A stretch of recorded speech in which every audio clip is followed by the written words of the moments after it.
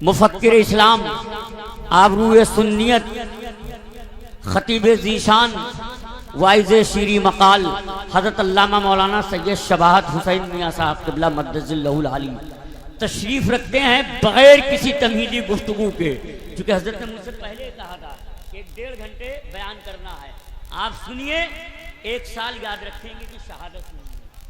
سمجھ میں آیا؟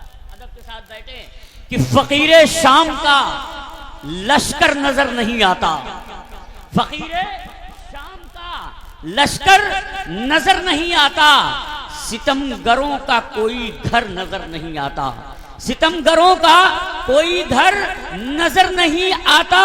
حسین آباد، علی گنج ہر جگہ ہے مگر یزید آباد کہیں پہ نظر نہیں آتا، یزید آباد کہیں پہ نظر نہیں آتا.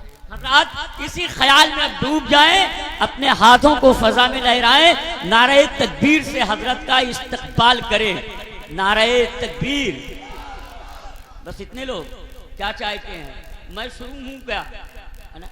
میں خیال کر رہا ہوں کہ ترنم والوں کو سننا ہے، حضرت کی تقریر سننا ہے، اس لیے میں نہ زیادہ پڑھ رہا ہوں نہ بول رہا ہوں. تو آپ کی ذمہ داری ہے پورا مجمع ہاتھوں کو لہرائے.